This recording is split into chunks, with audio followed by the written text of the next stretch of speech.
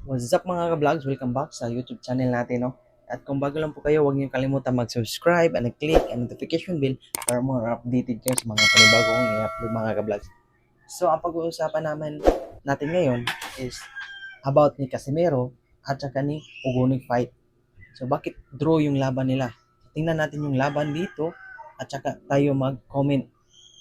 Bakit nag-draw? Kapag Pinoy versus Hapon yung kalaban mga ka-vlogs, so advantage yung Hapon kapag sa kanila yung korte or sa basketball pa sa kanila yung court kasi advantage sila 100% sila yung manalo.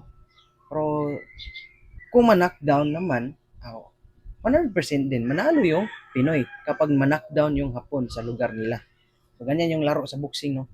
So sabi nga ng iba, so, nabasa ko or na napakinggan ko, ang boxing ay parang negosyo. So, tingnan muna natin ulit yung fight ni Casimero.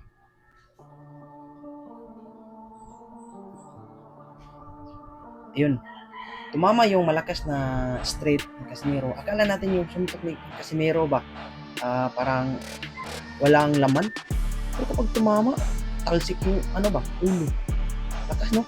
So, play natin ulit. Yun, no? Kita nyo naman, sumuntok si Pablo Alas o Casimero. Pero mabuti na lang, matibay itong Hapon na ito eh. Kaya hindi na-knockdown kaagad sa suntok ni Casimero.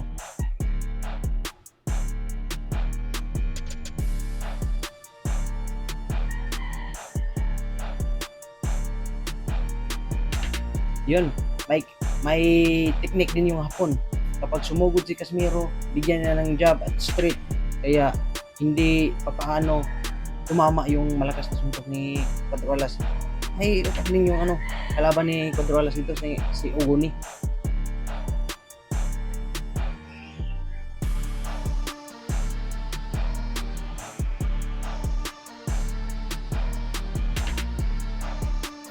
Ayun, sumuntok si Cuadrolas, ginawa yung combination niya, bumawi naman si Ugoni.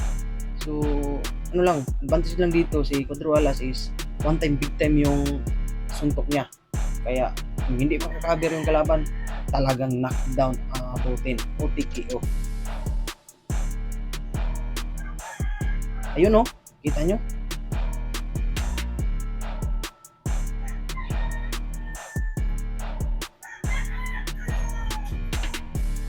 Ayun, tumama yung kamao ni Cuadrolas, but kita sa referee headbutt yung kalaban. Kaya dito pa lang draw na ang laban. Congrats pa rin, Idol Cuadrolas.